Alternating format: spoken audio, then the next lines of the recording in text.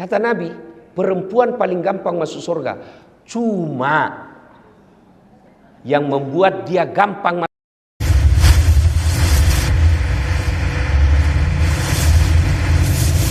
jangan lupa like, comment, and subscribe.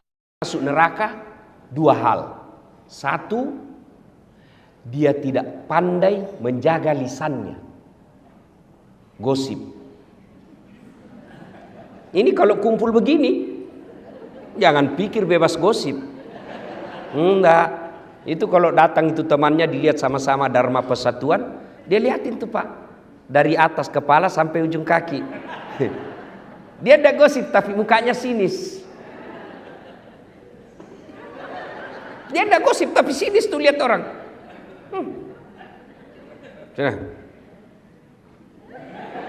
Kenapa? Kayak umbul-umbul. Ya toh Ibu.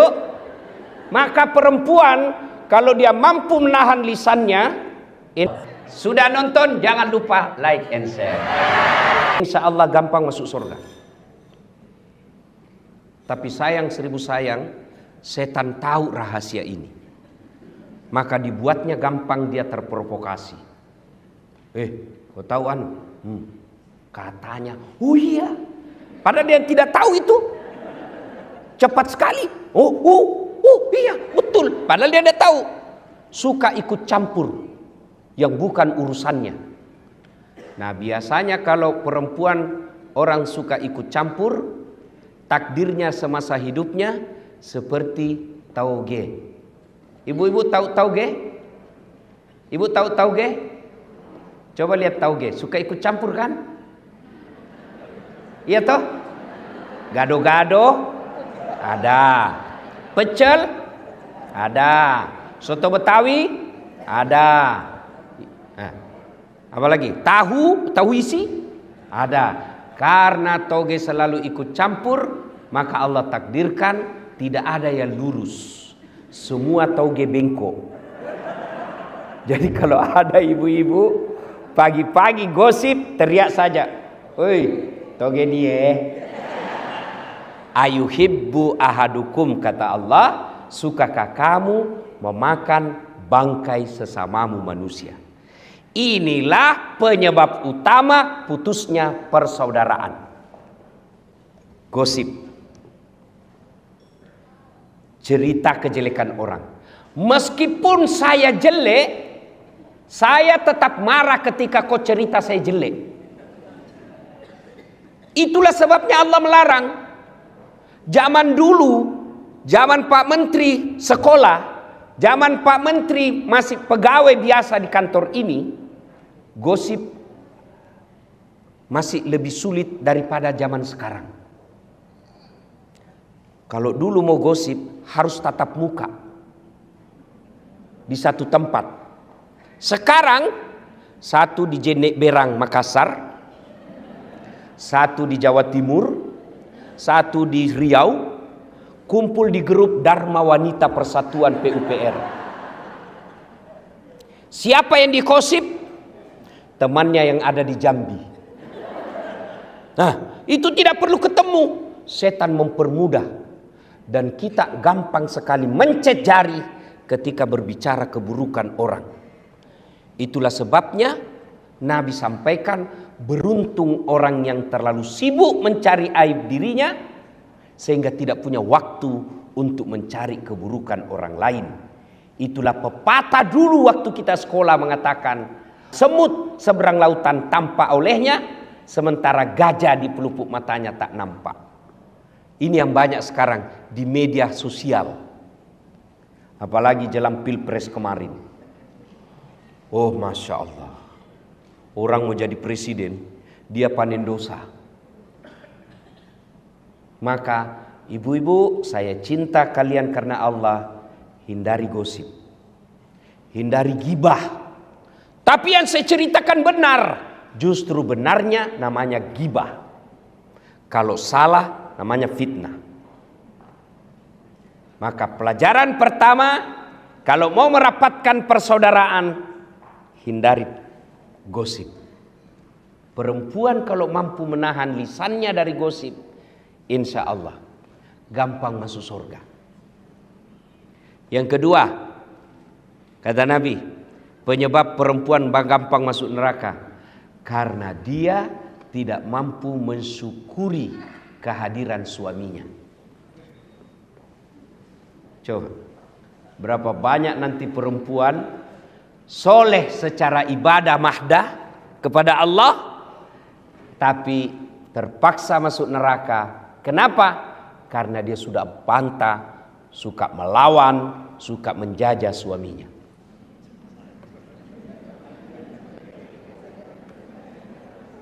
Ibu, ya, halo ibu, mau gampang masuk surga? Mau ibu? Mau? Kata Nabi, minta ridha suami.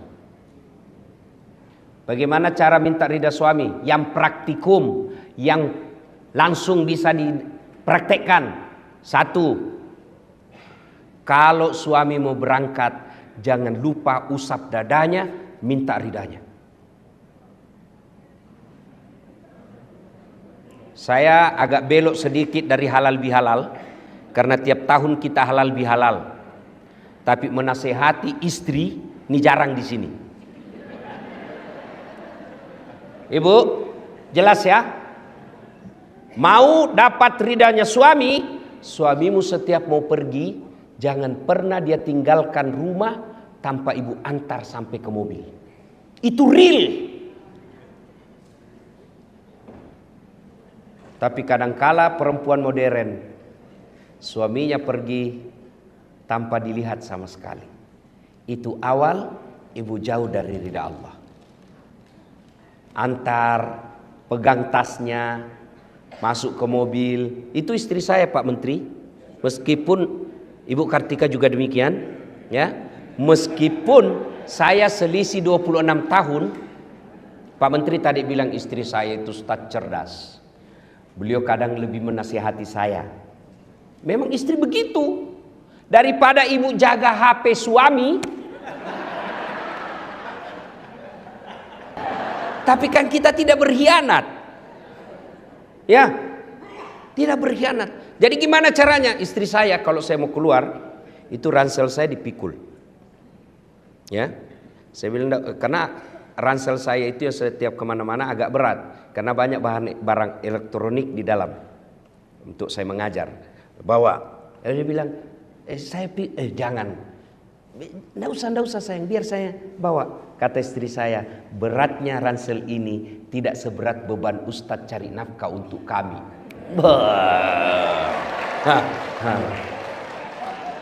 Bagaimana Pak Irjen pernah rasakan seperti itu Pak?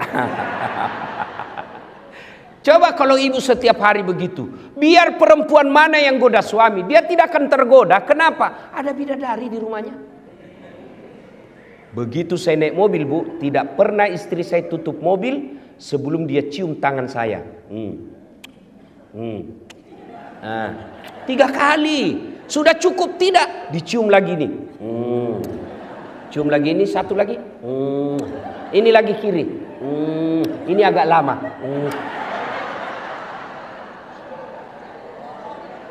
Ayo bapak-bapak pernah merasakan?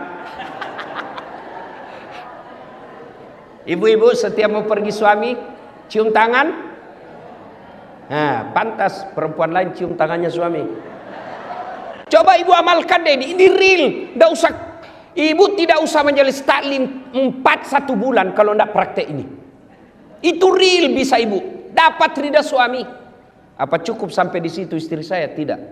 Dia usap dada saya, lalu dia bilang, Ustadz ridhoi saya. Dia tidak tutup pintu mobil sebelum saya bilang, ya meskipun semalam bertengkar. Bohong kalau ada suami istri tidak pernah bertengkar. Apa Ustadz tidak pernah bertengkar? Bohong. Bohong kalau ada katakan Ustadz tidak ada masalah rumah tangganya. Bohong. Saya aja ada masalah ibu. Apalagi setelah saya viral kemana-mana. Banyak masalah saya Pak Menteri. Apa masalah saya? Banyak janda curhat. Modus pura-pura minta doa-doa penenang jiwa. Lama-lama dia bilang, Ustadz maukah Ustadz menjadi imam dalam ini? Saya bilang mohon maaf ibu, saya bukan imam, saya penceramah. Jelas? Ya ibu? Real? Yang kedua, ibu sebagai istri pejabat ataupun bukan pejabat, ketika suami pergi, bantu suami cari nafkah. Bagaimana bantu suami cari nafkah? Ibu tidak usah dagang kiri kanan keluar rumah, nanti difitnah orang. Real bukan pekerjaan yang mendatangkan rezeki. Kalau pekerjaan yang mendatangkan rezeki, semua orang yang sama pekerjaan tupoksinya mestinya sama uangnya. Tapi menurut keyakinan kita orang Islam, yang mendatangkan rezeki al-waqi'ah, kemudian duha, kemudian sedekah dan silaturahmi. Jadi ibu kalau mau bantu suami cari nafkah, sholat duha. Suami pergi, anak sudah pergi sekolah, jam 8, ibu ambil wudhu, sholat duha 2 rakaat. Ada waktu tambah 4, masih cukup 6, masih luang 8 rakaat. Bagaimana caranya? Sama sholat sunnah yang biasa, cuma bedanya niat. Tahajud niatnya tahajud, waktunya malam hari. Sholat duha niatnya duha, waktunya pagi hari. Jangan juga ibu sholat duha malam hari. Saya sudah sholat duha Ustaz, tadi malam. Aduh, malam hari dia sholat duha. Sholat duha pagi hari. Sudah sholat duha, ibu minta doa. Ya Allah, Engkau yang ngatur rezeki suami saya di PUPR. Kalau rezekinya masih di atas langit, turunkan. Itu orang doa minta rezeki, Allah dipaksa loh bu. Kalau di atas langit, turunkan. Kalau dalam tanah, munculkan. Kalau masih sedikit, cukupkan. Kalau masih jauh, dekatkan. Itu doa minta rezeki. Dan yang paling penting, berkahkan. Sudah itu ibu ambil HP. Telepon, bang, gimana kabar? Alhamdulillah baru tiba di kantor. Ya bang, jangan menghalalkan segala cara. Baru saja saya doakan dalam sholat duhaku. Insya Allah Allah akan bukakan rezekimu. Salam sayang selalu dari istrimu di rumah. Itu langsung dikasih lihat itu semua temannya di kantor.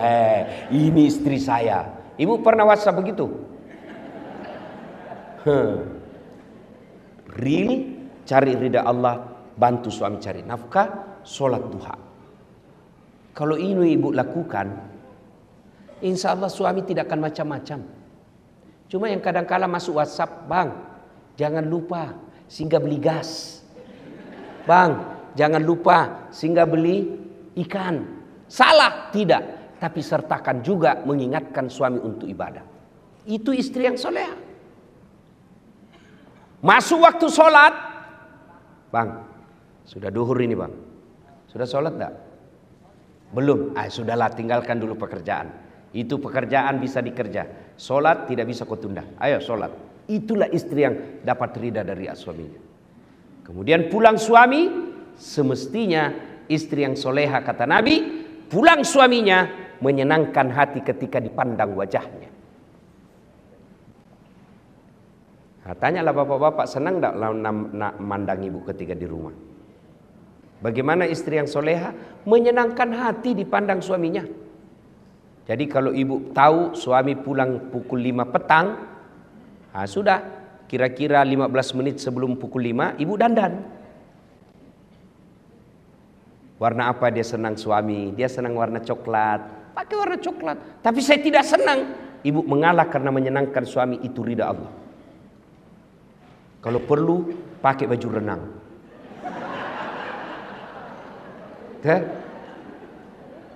Alhamdulillah ibu-ibu saya lihat semua hari ini, masya Allah cantik semua. Tapi saya curiga hanya karena ada acara. Tapi begitu mau tidur dengan suami, daster. Ada pula itu bedak yang putih di sini penuh, baru dikasih timun. Ada handuk di kepala. Bagaimana suami tidak depresi? Aduh, setengah mati sih cari duit begini jodoh saya. Maka istri yang baik menyenangkan hati ketika dipandang wajahnya. Yang kedua kata Nabi, ketika suamimu ada di rumah, maka buat dia tenang dan betah di rumah. Mohon maaf ibu ya, saya sengaja tema ini bahas karena ini acaranya Dharma Wanita Persatuan. Supaya ada bekas kita bawa pulang untuk ini bu. Dunia sementara. Pak Basuki menteri sekarang, tinggal beberapa saat akan ditinggal. Tapi menjadi suami, menjadi istri, itu bisa sampai akhirat.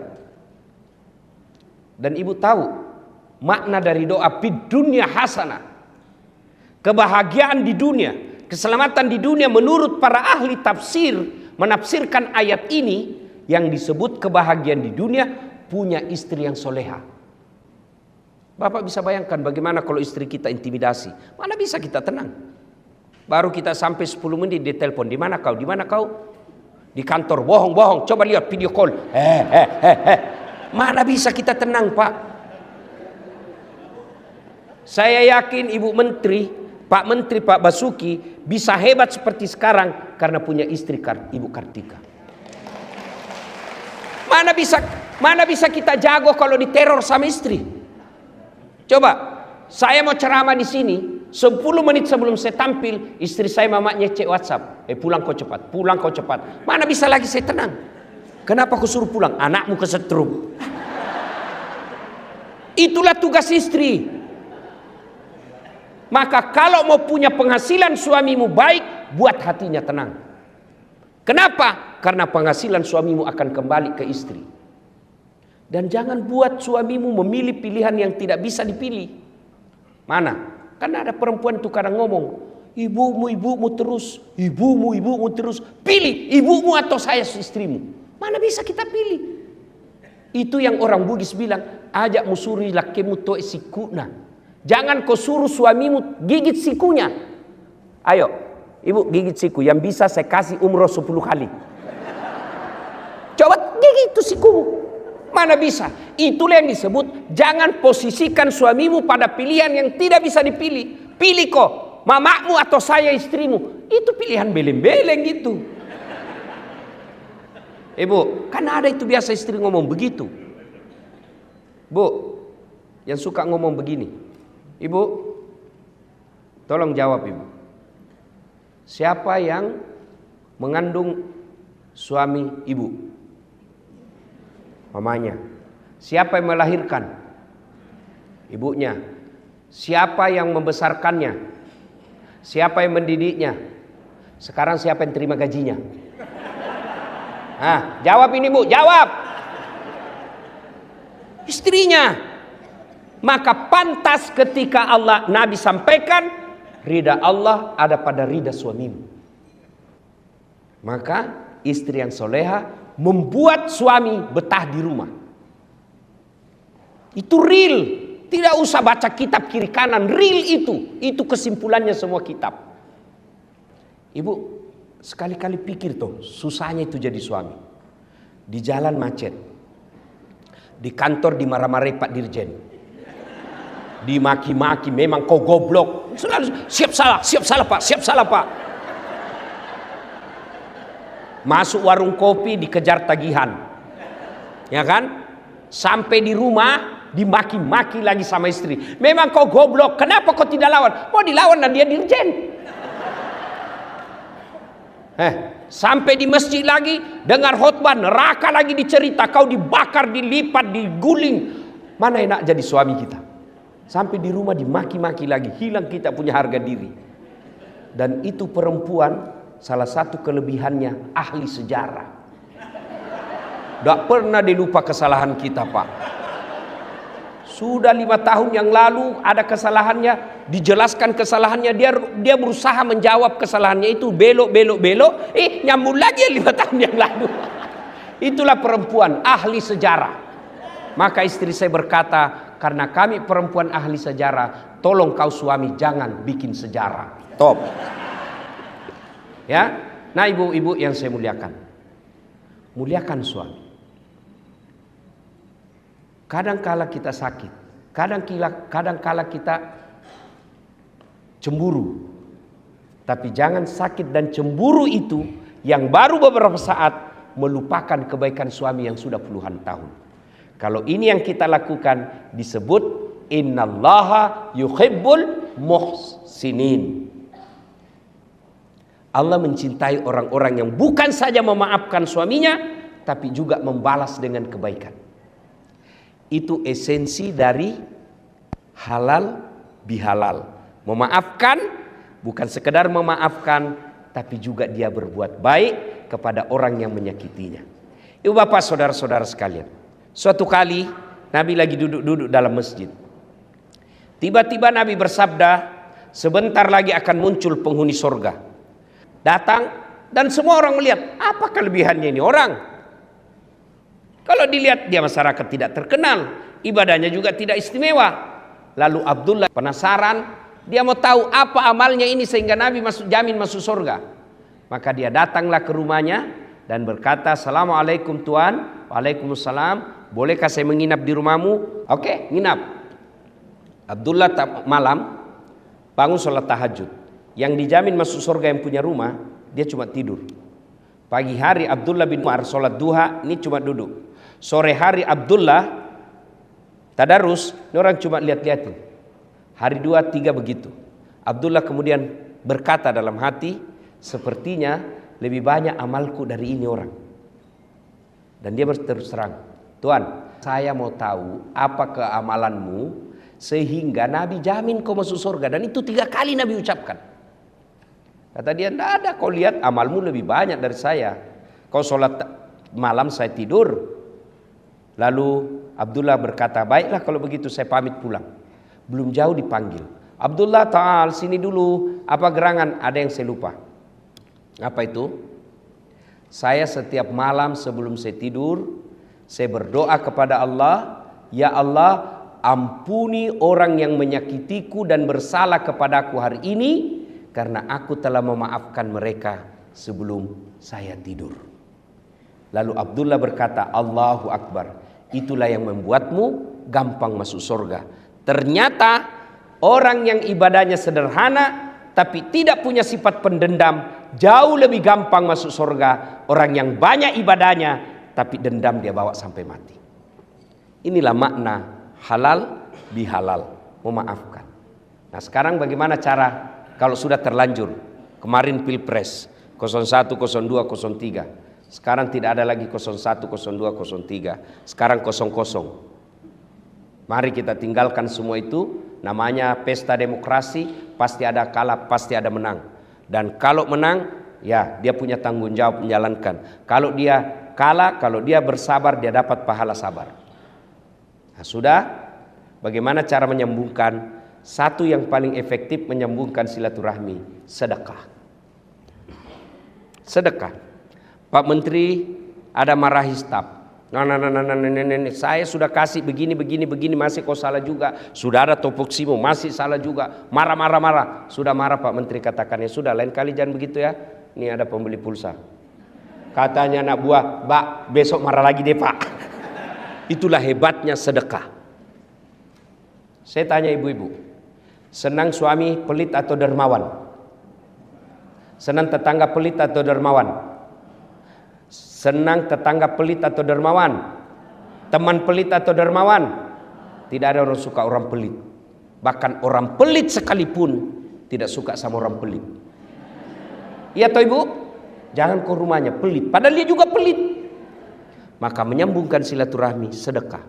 Tapi jangan salah paham, sedekah tidak selalu duit. Apa sedekahnya Kementerian PUPR? Bangun jembatan. Apa sedekahnya PUPR? Perbaiki irigasi. Itu sedekahnya. Kalau duit, berapa duit kita? Pasti korupsi kalau ada pegawai negeri banyak uangnya. Tapi sedekahnya kita adalah itu, PU, perumahan rakyat. Lakukan tugasmu, insya Allah meskipun pensiun, amal jalan. Saya bilang tadi sama Pak Menteri, saya dakwah, ayo sedekah. Orang hanya sedekah selelisan. Tapi kalau Pak Menteri, ayo bangun jembatan, langsung jadi amal jariah. Kalau saya belum tentu. Maka merugi orang yang punya jabatan dan kuasa tidak memanfaatkan jabatan kuasanya untuk sedekah akhirat. Kata Nabi, siapa yang mau dipanjangkan umurnya, dimurahkan rezekinya, dan tertolak dari bencana, maka hendaklah dia bersilaturahmi.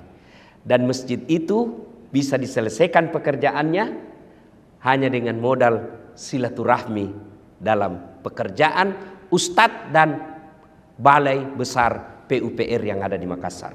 Itulah sedekahnya Bapak. itu sedekah.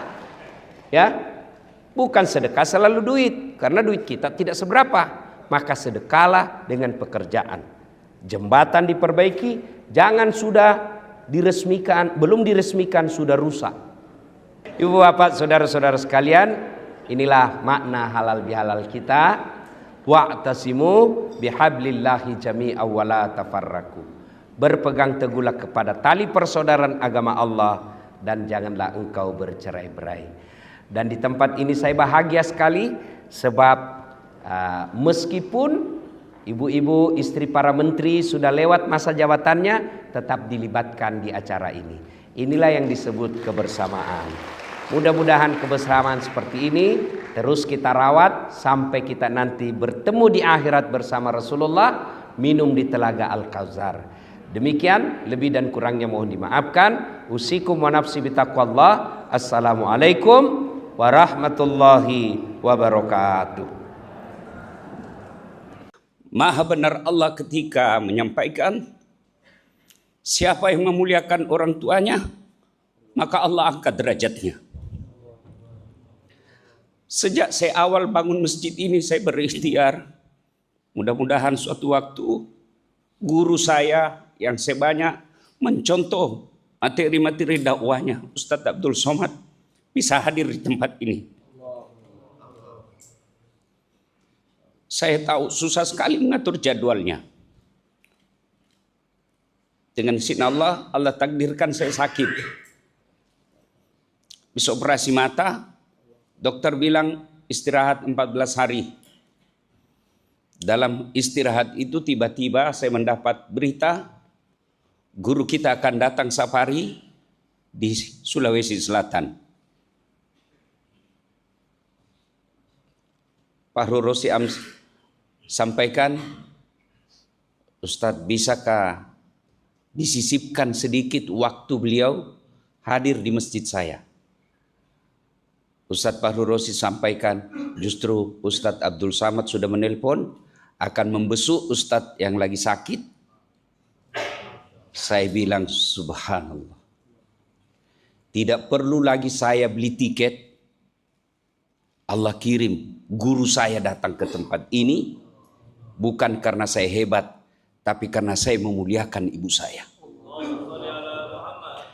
Adik-adik sekalian yang mau cari muka sama manusia,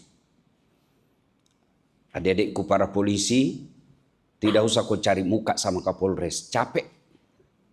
Lebih baik muliakan ibu bapakmu, biar Allah yang muliakan hidupmu. Mudah-mudahan kehadiran kita, adik-adik yang pernah menyakiti hati orang tuanya, pulang kalian dari sini, minta maaf. Ibu-ibu yang ada di luar yang pernah menyakiti ibu, bapak, dan mertuanya, pulang dari sini, minta maaf. Supaya kita masuk bulan Zulhijjah, Allah memuliakan hidup kita.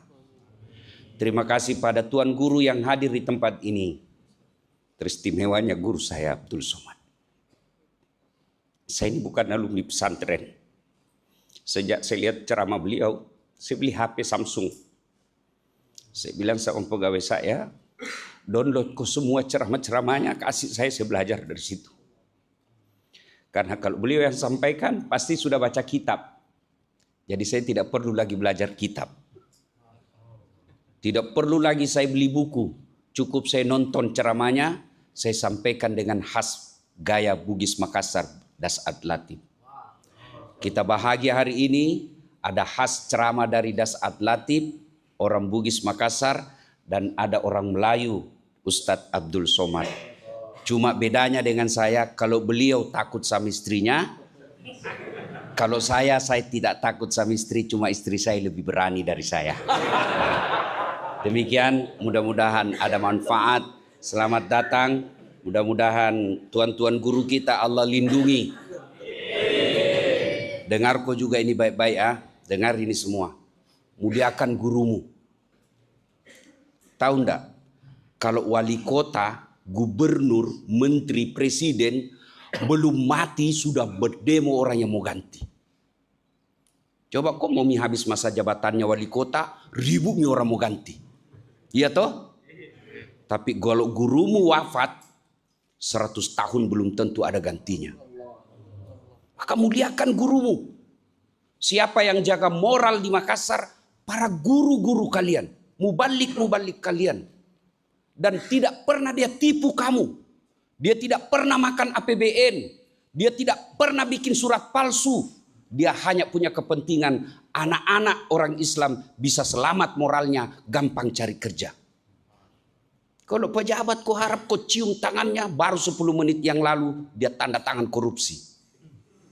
Muliakan gurumu.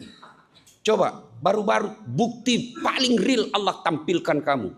Orang jauh-jauh datang mau buka tempat maksiat di sini. Saya tidak perlu demo, cukup saya bikin di IG. Stadion bola kita tunggu, THM yang datang. Kapan ini ketemunya aspirasi masyarakat dengan pemerintah? Makanya follow para guru kalian. Selebriti jutaan followernya. Ketua Majelis Ulama 1.300. Jago ketawa ke serius gini.